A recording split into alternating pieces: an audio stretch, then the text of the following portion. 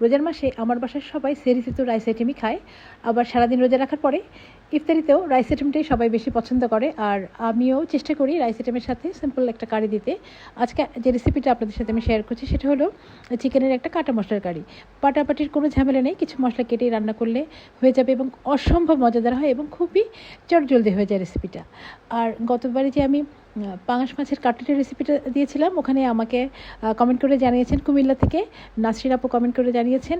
অনেক ধন্যবাদ নাসরিন আপু আপনাকে। আর আপনারা এখন আমার রেসিপিগুলো কে কোথা থেকে দেখছেন অবশ্যই কমেন্টে জানাতে ভুলবেন না, যেন পরের এপিসোডগুলোতে আমি আপনাদের নাম বলতে পারি এবং আপনাদের সবাইকে অসংখ্য ধন্যবাদ জানাতে পারি।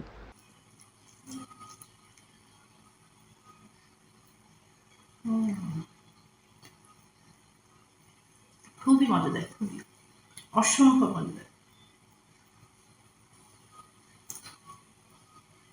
আমি যেটা এখন খাচ্ছি সেটা হলো মুরগির কাটা মশলা বা গোটা মশলার কারি। তার মানে মশলাটাকে আমরা সব নর্মালি পিষে বা গোড়া মশলায় রান্না করে থাকি। এখানে মশলাগুলো আমি সব কেটে দিয়েছি। অসম্ভব মজা হয়েছে, অসম্ভব অসম্ভব। যদি আপনারা এত মজার একটা মুরগির তরকারি খেতে চান, অবশ্যই আজকে আমার রেসিপিটা ফলো করে অবশ্যই তৈরি করবেন। গোশটা যেরকম জুসি আর অনেক মজা হয়েছে, আর লবটা মানে ঝোলটা সে তো একেবারে মাখনের মতো মুখে মিলিয়ে যাচ্ছে। জাস্ট তৈরি করবেন, খাবেন, আর আমাকে অবশ্যই কমেন্টে জানাবেন। পুরোটি শেষ করি। হ্যাঁ, এখানে আমি একটা বাটিতে চিকেন নিয়ে নিয়েছি আর সাথে নিয়ে নিয়েছি টক দই আর কিছুটা লবণ। এখানে 1 কেজি চিকেন আছে আর চিকেনগুলোকে আমি খুব ভালো করে ধুয়ে পরিষ্কার করে নিয়েছি। এখন টক দই আর লবণ দিয়ে চিকেনটা আমি ভালো করে মেখে নিব। চিকেনটা টক দই আর লবণ দিয়ে খুব ভালো করে মেখে নিতে হবে। এই ম্যারিনেশনটা আসলে রান্নার জন্য খুবই জরুরি।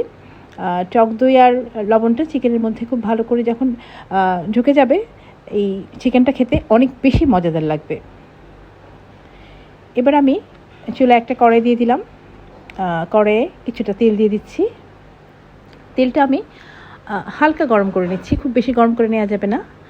এবার আমি কিছুটা জিরা ফোড়ন দিয়ে নিব।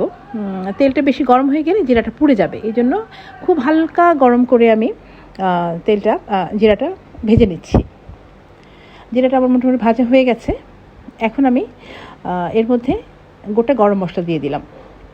গরম মশলা দিয়েও কিন্তু হালকা একটু ভেজে নিতে হবে, তাহলে গরম মশলার ফ্লেভারটা খুব সুন্দর আসে। এবার আমি পেঁয়াজ কেটে রেখেছিলাম সেটা দিয়ে দিলাম। দেখে নিশ্চয়ই বোঝা যাচ্ছে পেঁয়াজটা আমি মিহি কুচি করিনি, একটু বড় সাইজ করে কেটে নিয়েছি। এটাতে করে টেস্টটা অনেক বেশি ভালো আসবে। রান্না শেষে যখন খাওয়া যাবে তখন এই পেঁয়াজটা খেতে খুব বেশি ভালো লাগে।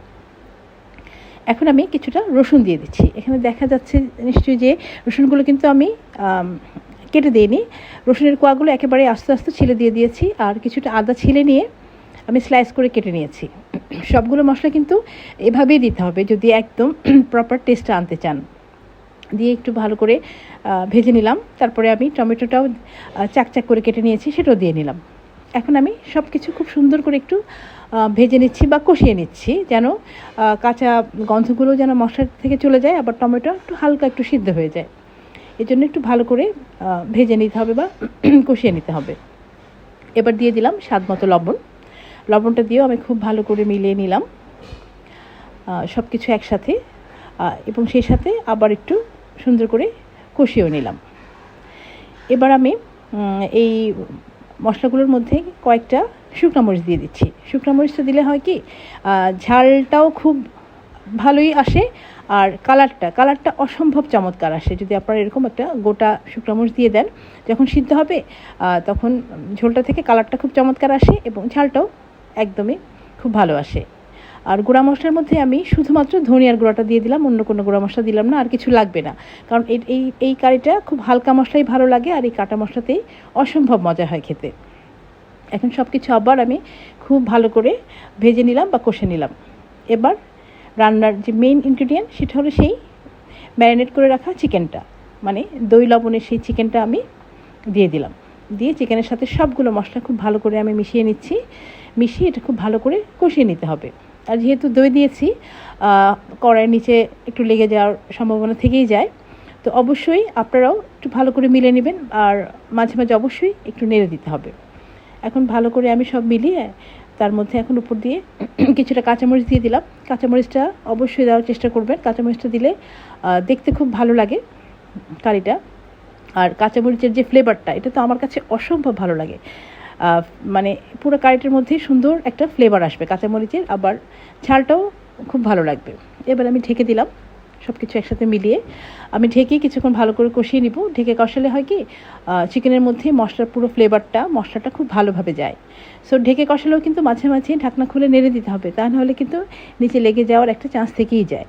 তো আমিও যখনই কষাই যে কোনো কিছুই, যে কোনো তরকারি বা কারি, তো আমি মাঝে মাঝে ঢাকনা খুলে নেড়ে দিই।